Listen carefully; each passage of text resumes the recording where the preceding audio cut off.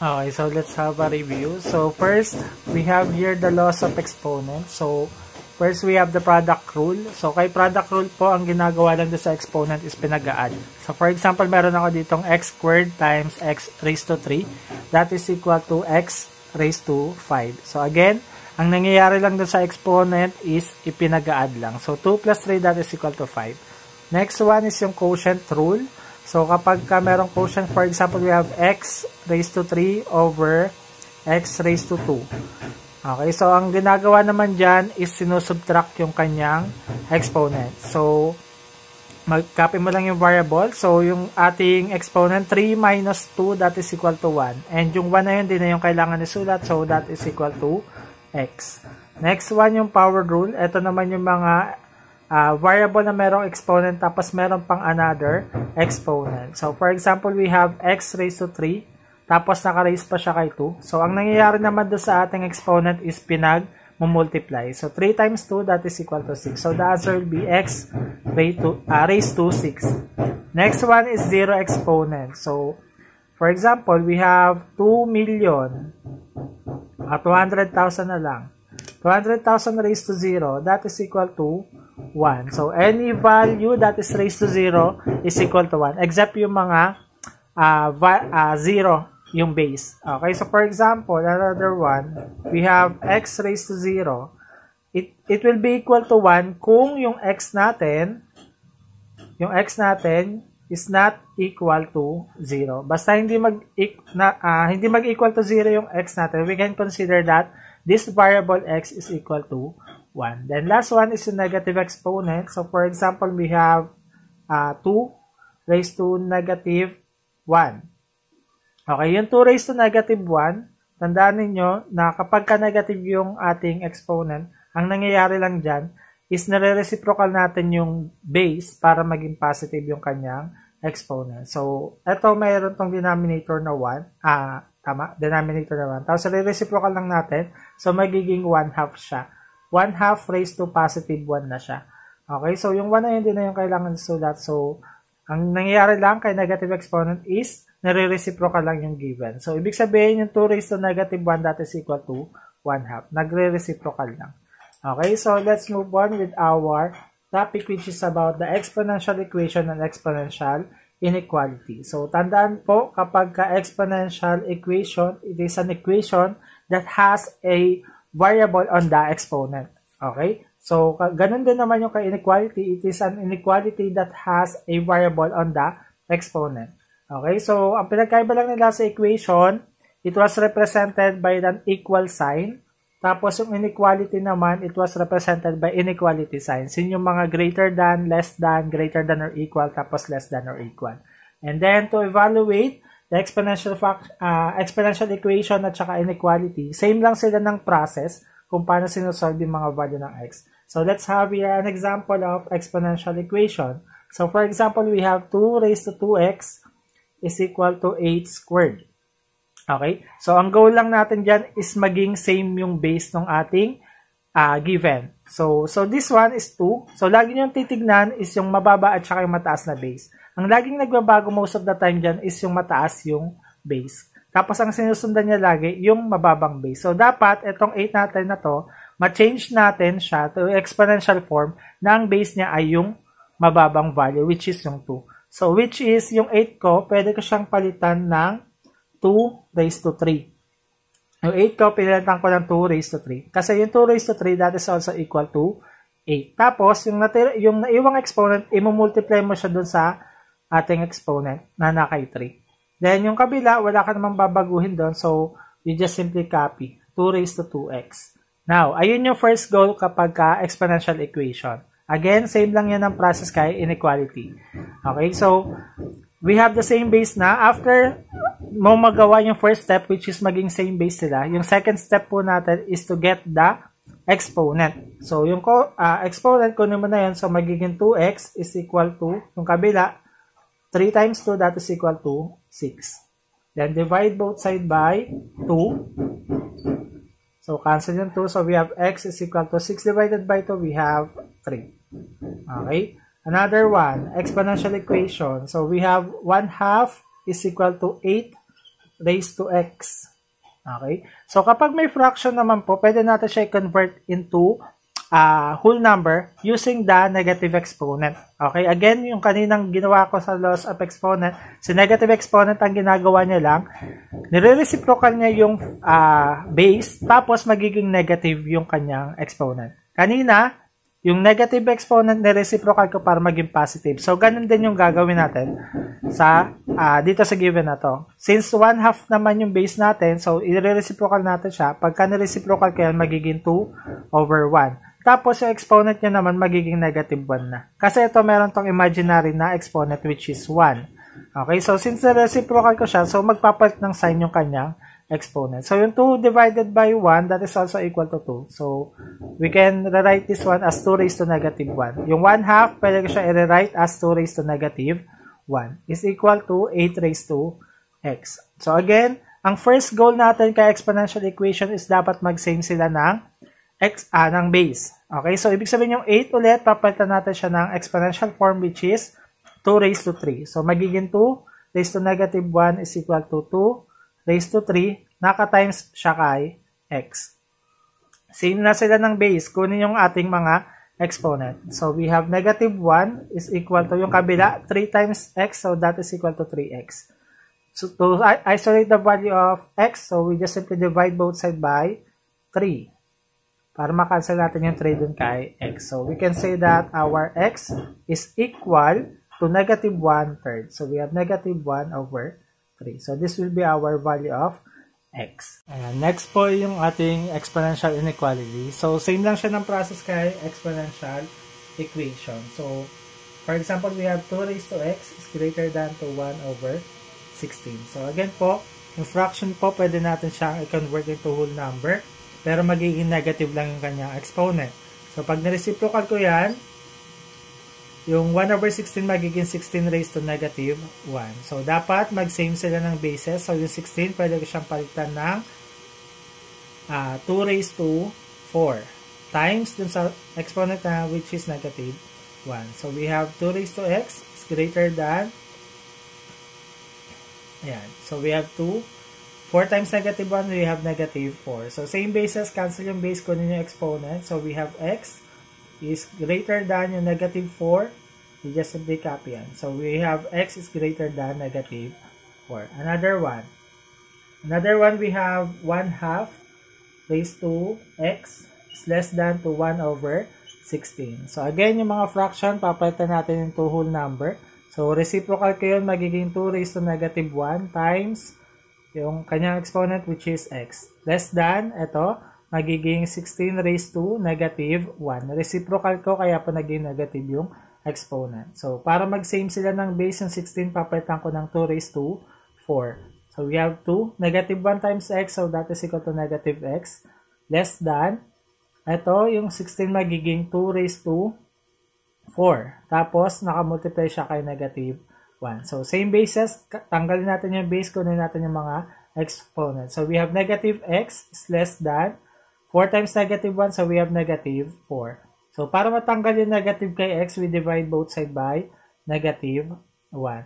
So, ito po yung pinagkaiba niya kay equation. Kapag po nagdi-divide ng negative doon sa ating inequality symbols or doon sa ating exponential inequality, nagpapalit po yung kanyang inequality symbol. So, this one, naka-less than siya, magiging greater than siya. So, kung greater than siya, magiging less than siya. Okay? So, ito po naka-less than, kaya po papalitan ko siya ng greater than. Kasi nag-negative yung i-divide ko. So, cancel negative divided by negative 1, so that is equal to x.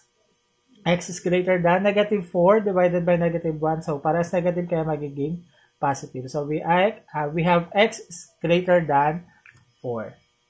Sinabi natin exponential function, it was represented by f of x is equal to b raised to x, wherein yung b natin is always greater than 0 and yung x natin is any real number, is equal to any real number. Okay, so any real number po siya. Next, we have the two types of exponential function, which is the growth and decay. Ang tatandaan nyo lang doon is yung word na GIDD, G-I-D-D. Growth, growth. Pagka-growth siya ay increasing. Tapos, kapag decay siya ay decreasing. Okay, yan lang yan. Growth, increasing, decay, decreasing. Okay, so, GID, growth, increasing, decay, decreasing. Yan lang po yung kailangan tandaan. Now, how to evaluate an exponential function? So, for example, we have f of x is equal to 2 over 3 raised to x. For example, we have x is equal to negative 1. Substitute mo lang yung negative 1 do sa ating exponent. So, magiging f of x is equal to 2 over 3 raised to negative 1. So, again, kay negative exponent, anong ginagawa sa base? We just simply reciprocal. So, we have f of, yung x pala papalitan na negative 1. So, reciprocal, magiging 3 over 2. Tapos, positive na yung 1. So, hindi na natin yung kailangan isulat. So, this will be our f of negative 1 which is equal to 3 over 2. So, ganun lang po siya. Okay, next one is yung transformation and movement of the graph dito kay exponential function. So, meron tayong 4 na klase. Horizontal translation, vertical translation, stretching and shrinking, at saka reflection. So, first, we have that horizontal translation. So, when in terms of the horizontal translation, nakafocus siya kay exponent. Ibig sabihin, dun tayo sa may exponent, merong nagaganap. So, for example, we have f of x is equal to 5 raised to x. Tapos, dun tayo nagkakaroon ng plus or minus dun sa variable na c. Okay? Kapag po yung value ng c natin is greater than 0, ibig sabihin po, yung movement ng graph natin is going to the left. Okay? Yung greater than 0, ibig sabihin mga positive. Kapag naman po yung value ng c natin is less than 0, ibig sabihin yung movement ng graph natin is papunta ng right. Okay? Ibig sabihin po, yung mga negative values natin is going to the right. Next one is yung vertical translation. Kung si horizontal, kay exponent siya nakafocus, si vertical naman po, dun siya nakafocus dun sa kanyang base. Okay? For example, we have 5 raised to x plus c. Okay? So, nag-plus c ako dito, ibig sabihin po, kapag yung value ng c natin is greater than 0, mas mataas kay 0, so ibig sabihin mga positive, yung movement po ng graph natin dyan is upward. Kapag naman po negative, or yung ating c is less than 0, yung movement ng graph natin is downward. The next one is yung stretching and shrinking. So, ito naman po, nakafocus siya sa nagmumultiply na base. Lagay ko na lang palatandaan times the base. Times base na lang. Okay, so ibig sabihin po ang nangyayari po dyan, yung value ng c natin is minumultiply natin. For example, we have f of x is equal to, yung value ng c natin is minumultiply natin do sa ating given na example. So, 5 times 5 raised to x. Ibig sabihin po, yung value ng c natin is minumultiply natin do sa base ng ating given function. So, ang nangyayari po dyan, kapag po yung c natin is greater than 1, ibig sabihin, mas mataas sa 1. Yung movement ng ating graph is stretching. Mas mataas kay 1, stretching. Or stretch. Tapos, kapag naman, in between siya ng 0 and positive 1, kunyari, yung c natin is greater than 0 but less than to 1. So, ibig sabihin po, ito po ay shrinking or shrink. Okay? So, lumiliit. Yung stretch, lumalaki, yung shrink, lumiliit. As you can see, 0 to positive 1, in between, shrinking. Pag mas mataas sa 1, stretching. Last one is ang ating reflection. Si reflection na po, naman po nakafocus lang kay negative values. It's either ng base o kaya naman ng exponent. Kapag naka-negative yung ating base, yung reflection niya is about x-axis. X-axis. Tapos, kapag naman po naka-negative yung exponent, yung reflection po niyan is naka y-axis. Okay, ganyan lang po yan. So, then, sa graphing na. Okay, ayan. So, for example, meron tayo dito mga given. So, identify lang kung ano yung transformation niya at saka ano yung movement niya. So, ito yung original function natin. F of x is equal to 5 raised to x. So, given this first given, 5 raised to x minus 3. So, as you can see, andun siya, nag-minus sa may exponent. So, again, kapag kaya kay exponent nagaganap yung value na merong ina-add or sinusubtract, that is the horizontal translation. Okay? So, horizontal. Tapos, negative yung value. Tandaan, kay horizontal, kapag negative yung value na dinadagdag or sinusubtract, yung movement yan is going to the right. Pero pag positive yan, going to the left. Okay, next one. Next one is, as you can see, yung value na ina-add or sinusubtract nasa base. So, kapag kay base, that is vertical translation. Okay, kapag vertical translation, positive, yung dinadagdag, that is upward. Okay, downward yan kung negative. Okay, next one, kapag may minumultiply dun sa base, okay, so minumultiply kay base, that is stretching, and shrinking. Okay, kung stretching and shrinking siya, so ma-identify natin kung stretch ba siya or shrink siya, depende sa value na minumultiply sa kanya. As you can see, 0.5 ito. So, ito ay in between ng 0 and positive 1. So, ibig sabihin siya ay shrinking or shrink. Next, last one is we have the negative 5 raised to x. Nagkaroon ng negative dun sa base. Okay? Kapag may nagaganap na negative value kay base o kaya kay exponent, that is reflection. Okay? Kay base siya nag-negative. So, this one is about to x-axis. Ibig sabihin naka-reflect siya kay x-axis. Ayan. Next topic natin is about the logarithm. So, tatandaan nyo lang na si logarithms is inverse siya na exponential function. So, focus lang tayo dun sa may pag-convert ng exponential function muna papunta ng logarithms. Okay, so for example, we have exponential function 2 raised to x is equal to 10. For example lang. So, ang gagawin lang po natin dyan is tandaan na yung base na exponential function is also the base of our logarithm. So, kapag kinonvert ko yan papunta ng logarithm, so, kung ito yung base ko kay exponential function, so, base ko rin siya kay logarithm. So, ibig sabihin, the logarithm with the base of 2. Then, yung value na tira, yung x at saka 10, pagpapalitan lang natin ng position. Okay, magkakaroon pa rin ng equal sign, tapos magpapalit ng position yung 10 at saka yung x. So, si 10 mapapasok doon sa loob. So, yung 10 natin, instead nandito siya, mapapasok siya doon sa loob. Tapos, yung x natin is malalabas doon sa kabila. Lalabas doon sa kabila.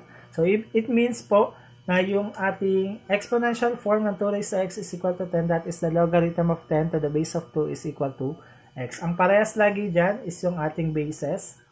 Parehas yan. Yung answer natin kay exponential, siya yung argument natin kay logarithm. Samantalang yung exponent natin kay exponential, siya naman yung ating answer kay exponential. Kay logarithm.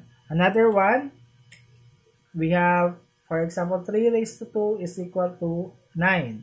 So, magiging ang exponential papunta logarithm niya is the logarithm of, kung ano yung base ni exponential, base din siya ni logarithm. Ang may base dito is yung 3.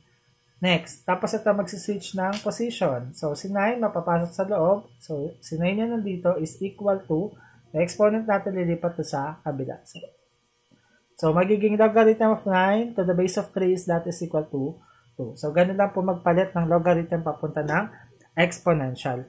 Now, yung next naman is yung logarithm converting to exponential. Tapos, dediretsuhin na natin siya ng evaluating of logarithm. For example, we have the logarithm of 10 to the 100 to the base of 10 is equal to x. Okay? So, this one, we just simply solve. Magko-convert tayo papunta ng exponential muna. Pag nag-evaluate tayo ng logarithm, from logarithm, i-convert muna natin siya papunta ng exponential. Tandaan lagi na yung base ni logarithm is base din siya na exponential. So, ibig sabihin, yung base natin kay exponential, that is equal to 10. Tapos, itong dalawa, nagpapalit lang sila ng position. So, si x, siya magsisilbing exponent ng ating exponential form. Tapos, yung 100, lilipat sa kabila. So, ibig sabihin, siya yung magiging answer natin sa kabila. So, as you can see, this one is an exponential equation na. Okay? Tapos dyan natin isa-solve yung value ng x. So, para ma-solve natin yung value ng x, tandaan kay exponential equation is dapat mag-same sila ng base. So, this one, magiging 10 raised to x pa rin siya is equal to, yung 100, pwede natin siyang i-convert as 10 raised to 2. Then, same na sila ng bases, cancel the bases, kunin yung kanilang mga exponents. So, we have x is equal to 2. So, ganun lang po siya kasimple. Okay, so that is the logarithm and also the evaluating of logarithm. So, let's have another one. Logarithm of 25 to the base of 5 is equal to x. Okay, as for example, yung base yung nawawala. X, as ito naman ay 2. Okay, logarithm of 25 to the base of x is equal to 2. So, again, i-convert muna natin siya papunta ng exponential form. Ang logarithm with the base of x, siya rin yung base ng ating exponential form. Tapos ito, nagbabaliktad. So, ibig sabihin yung 2 natin yung magiging exponent. Then, yung 25 naman natin yung magiging answer. So, we have 25. Okay? So, pwede natin i-square root to, both side, para makuha yung value ng x. O kaya naman, yung 25, gawin natin exponential form na dapat naka-squared lang siya. Okay? So, yung 25, pwede siyang palitan ng 5 raised to 2. Tapos yung kabila, copy ka na lang yan. X raised to 2. So, then, since para sa exponent, ko naman na yung value ng x.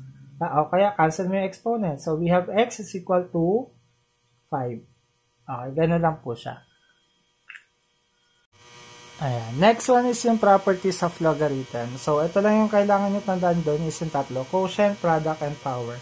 Si quotient po, ayan, let's have you an example. Logarithm of x divided by y to the base of b. So, as you can see, it was applied by quotient. So, kay quotient po, yung quotient value niya is ginagawa lang natin siyang subtraction. Okay, so ang nangyayari lang po dyan, to expand yan. So, yung logarithm natin with the base of b, dinidistribute lang natin siya kay numerator at saka kay denominator. So, magiging logarithm ng numerator muna, logarithm of x to the base of b. Tapos, yung quotient natin magiging subtraction. Tapos, logarithm naman ng denominator. Logarithm of y to the base of b. Next, product property. Kay kay quotient, nagsusubtract tayo. Kay product naman po, nagpa-plus. Yung product natin nagiging addition. So, ganun na yung ginagawa sa kanya. Yung logarithm with the base of b, distribute mo lang siya dun sa dalawang nagmo-multiply. So, magiging logarithm of yung unang value natin which is x to the base of b.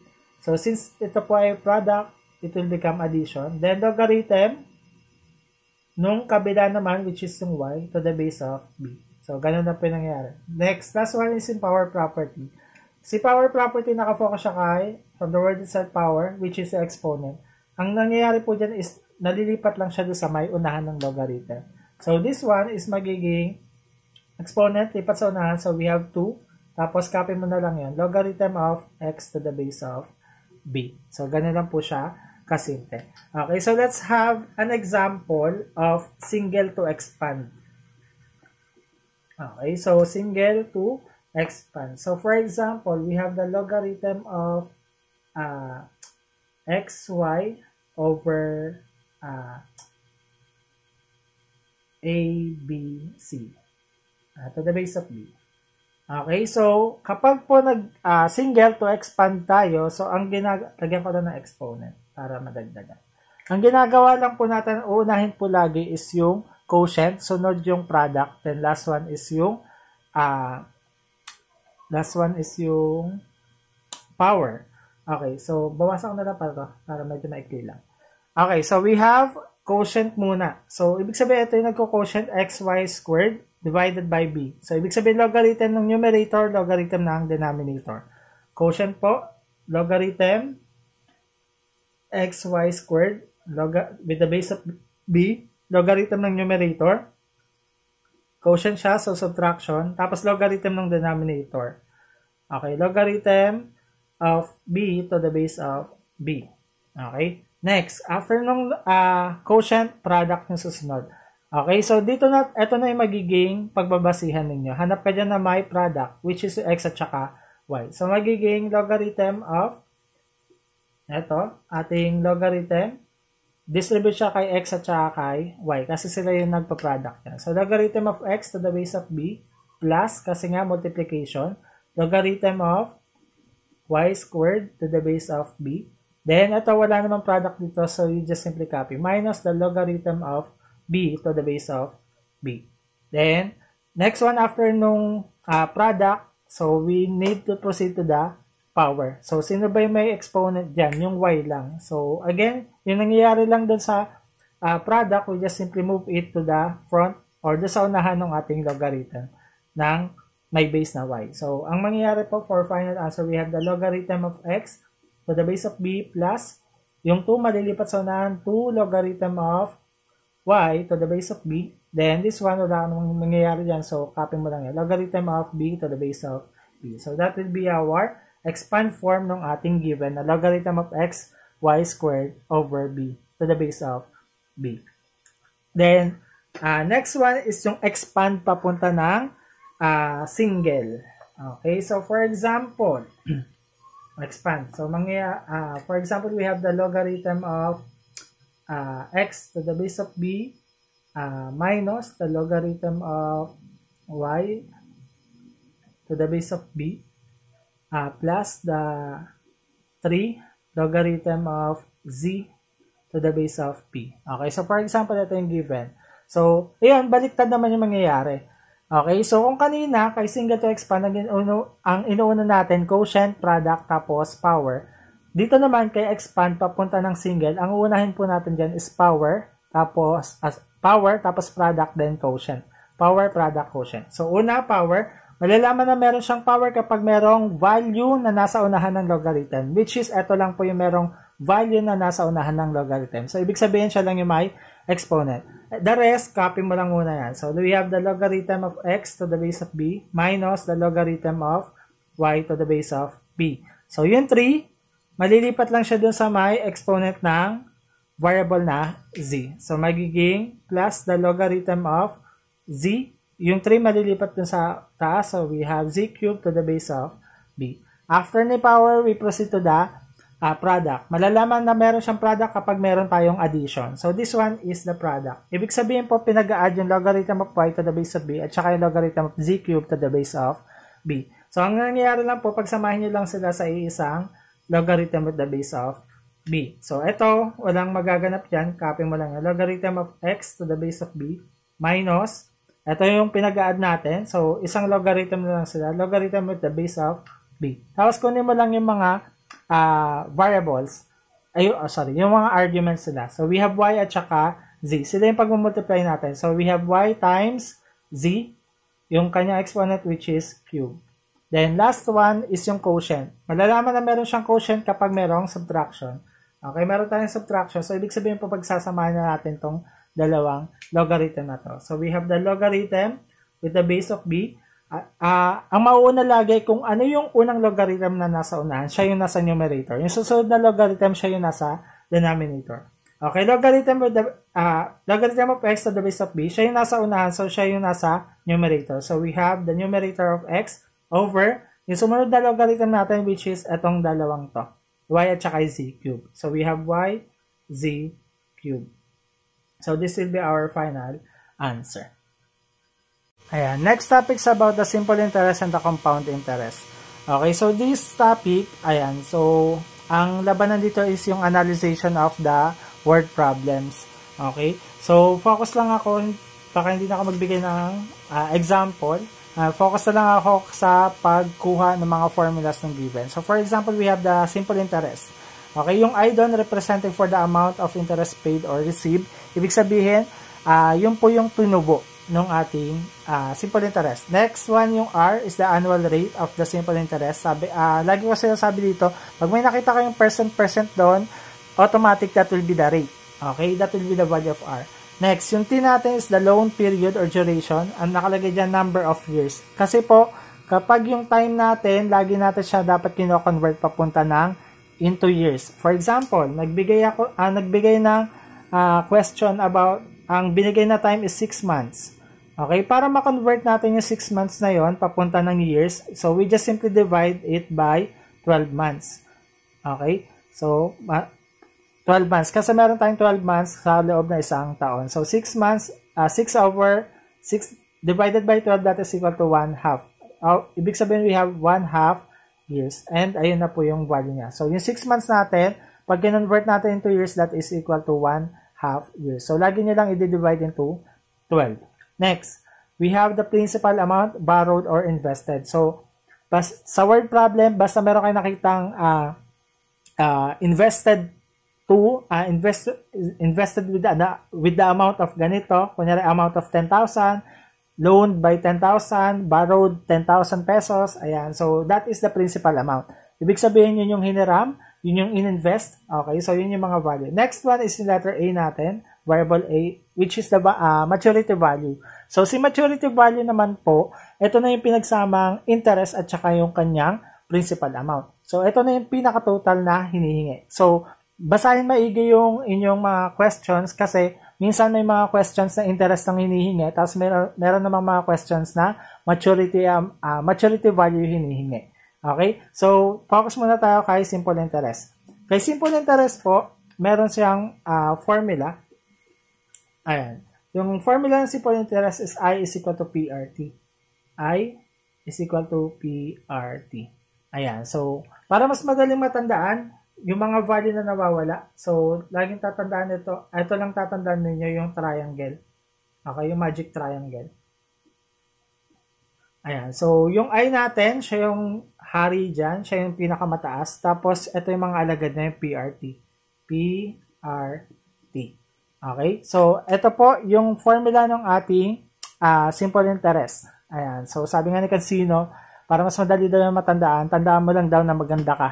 Okay, kasi 'di ba? I am pretty. Okay, I am pretty. Okay, I is equal to pretty, PRT. So, ito po yung magic triangle. So, for example, nawawala yung I. So, yung formula ng I is equal to P times R times T, which is I is equal to PRT. Now, for example, nawawala naman yung P. So, ang mangyayari po, takpan mo lang yung P. So, we have P is equal to, ano yung mga natira? Yung I, siya yung hari. So, ibig sabihin siya yung nasa taas. Over yung natira sa baba, R times T. So, rate times time. Then, for example, nawawala yung R. Takpan mo yung R. So, ano yung mga natira? Yung hari nasa taas, we have I over. Yung natira sa baba, P times T. So, we have P times T. Then, last one, kapag nawawala naman yung time, ayan, is equal to, yung hari nasa taas lagi, over, yung alagad niya, P times R. So, we have P times R. Now, kapag naman maturity value hinihingi kay simple interest, so that is equal to A is equal to interest plus the principal amount. So, yun lang po yun. Interest plus the principal amount. So, ito po yung mga formulas natin in terms of the simple interest. Then, proceed tayo dun sa may compound interest. So, si compound interest, yung mga value ng PRT dun sa ating simple interest, same lang siya dun kay compound interest. Nadagdagan lang si compound interest ng compounding period. Okay, which is ito yung dapat nyo tatandaan. Yung number of compounding period, or minsan yung sinato, pwede siyang palitan ng variable na letter N. Same lang po yan ha. So, pagka meron doon sa question, it is compounding annually, ibig sabihin yung frequency value nun that is equal to 1. Next, kapag semi-annually, yung frequency value is 2. Next, kapag quarterly, yung frequency value is 4. Pag monthly, 12. Pag daily, 365 o kaya naman 366. Depende po sa taon. Okay? Kasi yung 366, pwede yon kapag ka merong leap year. This year po, 2024, leap year po ngayon. Kaya po, kapag nag-invest kayo, tapos i-compound ninyo, compounding period ninyo is daily. So, ang ginagamit po dong value ng frequency value is yung 366. Meron pa tong isa, yung bi-monthly. Bi-monthly. Ayan. Kapag sinabing bi-monthly, yung frequency value niya is 6. Ibig sabihin, every 2 months. Okay? So, ilang bang 2 months meron tayo sa isang taon? So, that is 6. Kaya po siya naging 6. Pag annually, ilang bang 1 year meron sa isang taon? That's why meron tayong 1. Ito naman yung semi-annually, every 6 months. Ilang bang 6 months meron sa isang taon? Kaya po yan naging 2. Next, yung quarterly. Yung quarterly po every 3 months. Ilang bang 3 months meron sa isang taon? That is equal to Yung monthly po, kada isang buwan. So, ilang bang buwan meron sa isang taon, kaya po yan naging 12.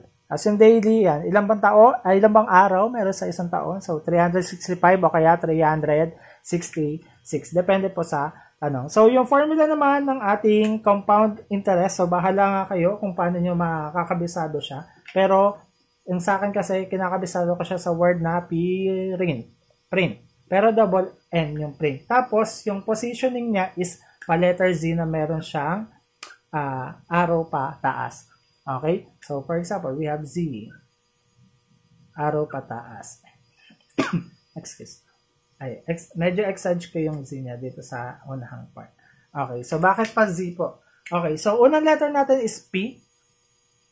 Okay, P. Tapos, yung susunod na letter is R. Ando siya sa upper part. So, we have R.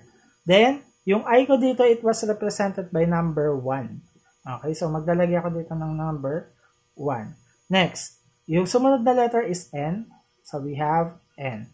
Tapos, yung NT natin, yun, kaya ako naglagay ng arrow doon kasi magkasama yung N doon at saka yung T. Tapos, buuin nyo na lang siya. Lagyan mo ng open and close parentheses. Tapos, sa pagitan ng R at saka 1, maglagay ka lang dyan ng plus. Tapos, lagyan mo to ng over.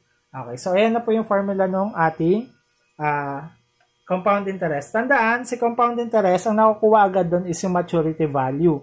Okay, maturity value, ibig sabihin magkasama na yung principal at saka yung interest kay compound period. So, kapag ang question is, ang hinihingi lang is yung interest lang. So, ang gagawin niyo pa po dito is isusubtract niyo pa po yung principal amount. Tandaan, yung nakukuha kay compound interest is, yung formula kay compound interest is yung maturity value na po. Okay? So, i-write ko lang siya. We have A is equal to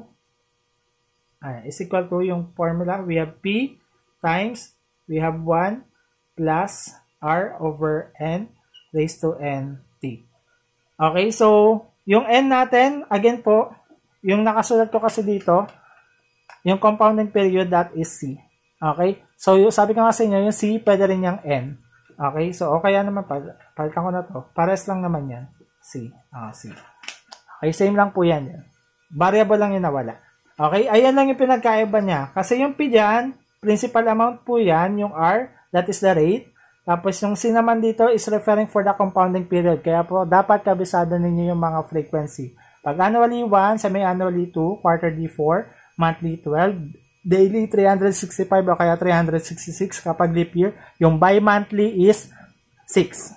Okay? So yun po yung formula ng ating compound interest. So, ayan. So, for example, meron tayong if you invested 20,000 pesos in a bank that earns a 5% simple interest or 5% interest, how much will you earn in 1 year and 6 months? Okay? So, ang una mo pong identify dyan is yung mga given value. So, hanapin nyo po. Ang tiyatanong dyan, how much will you earn in 1 year and 6 months? Ibig sabihin yung tubo lang yung hinihingi. Yung I yung nawawala. Automatic. Okay? So, I yung missing natin. Kasi ang hinihingi niya is yung interest lang. Okay? So, ang mangyayari po, identify natin yung mga given. We have PRT. Okay? So, ano yung principal amount? So, tandaan si principal amount. Most of the time, ang katabi niyan is yung mga invested, borrowed, loaned. Okay? So, sabi niya na invested 20,000 pesos. So, ibig sabihin yun po yung ating principal amount. So, we have 20,000 pesos.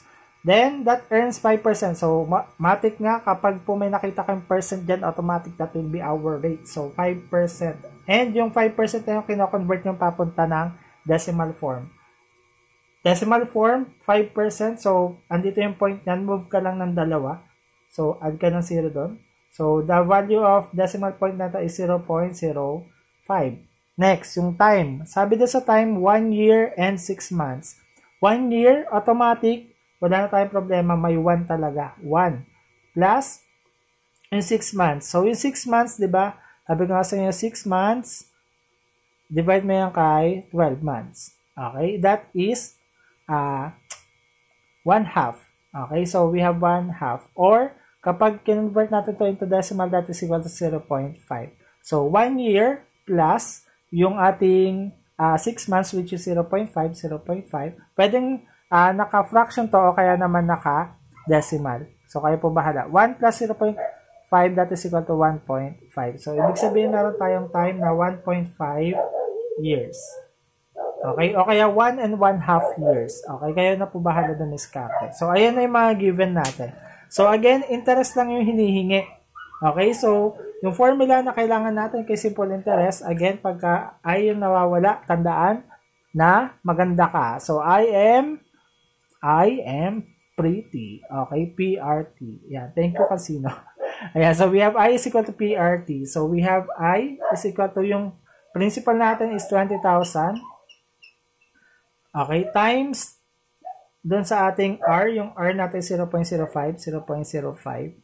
Then, yung time natin is 1.5 years. 1.5 years. So, compute mo na lang yan. May calculator naman. So, we have 20,000 times 0.05 times 1.5 and that is equal to 1,500. So, that will be our interest. Wala na tayong kailangan gawin. That will be our interest. Okay, now, paano pag dinagtungan ko yung question ng, for example, itong word na simple. Simple interest. Okay, 5% interest, how much will you earn in 1 year and 6 months if it is compounded? And if it is compounded, okay, compounded semi-annually. Okay, semi-annually. Okay, if it is compounded semi-annually. Okay, so ibig sabihin, wala akong babaguhin doon sa PRT ko kasi yun pa rin naman yung hinihingi niya.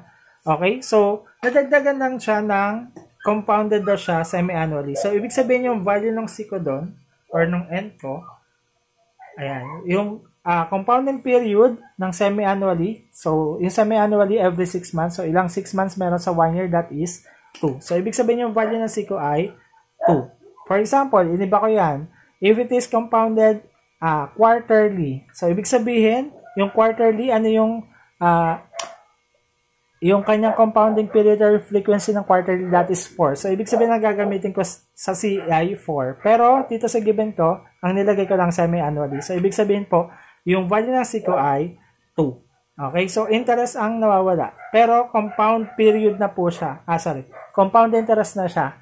Okay? So, yung formula na ng compound interest ang gagamitin ko, which is yung A is equal to P times 1 plus R over C raised to C times T. Okay, so yan na. Then, substitute mo na ulit lahat ng given. So, we have yung principal amount, which is 20,000 times 1 plus yung R natin, which is 0.05, over yung C natin is compounding period is 2 kasi semi-annually. 2 raised to yung C natin is 2 times yung time natin is 1.5. Okay? So, pag calculators, pwede mo na yan diretsohin agad-agad. Okay? Pero kung mano-mano kang magsasolve, pwede rin naman. So, ayan. So, kapag calculators, pwede na natin yan diretsohin. Pero kung mano-mano, pwede rin naman. So, for example, we have this one. So, ang gagawin nyo lang po, unahin nyo lang po itong 1 plus 0.05 over 2 raised to 2 times 1.5. So, magiging 20,000 times 1 plus, in-divide mo na 0.05 divided by 2, that is equal to 0.025. Raised to 2 times 1.5, that is equal to 3. Then, equal 20,000 ulit times 1 plus 0.025, that is equal to 1.025 raised to 3. So, is equal to 20,000 times 1.025 raised to 3, that is equal to 1.07689. Tapos, tsaka mo siya i-multiply dun kay 20,000. So, that is equal to 21,537.8125. So, tandaan, yung sa question, ang hinihingi lang dun is interest. So, So, ito po kasi, na-compute natin kay compound interest. Di ba? Sabi ko nga sa inyo, yung formula ni compound interest, maturity value siya. So, ibig sabihin, principal to na may kasamang interest. Eh, ang question lang doon is, how much will you earn in 1 year and 6 months? So, how much will you earn? Ibig sabihin, yung interest lang hinihingi. So, ibig sabihin, this value, isusubtract pa natin dito yung principal amount. So, 21,537.8125 minus, ano ba yung principal amount natin? 20,000 minus 20,000, and that is equal to 1,537.8125. So, ibig sabihin, ito po yung interest natin for our compound interest with semi-annually na compounding period. Okay? Pero pag tinanong, quarterly, ayan, palitan mo lang ito ng 4. So, doon sa given natin, palitan mo lang ng 4. Then, tsaka mo siya ulit i-recompute. Okay? So, yun lang po yan.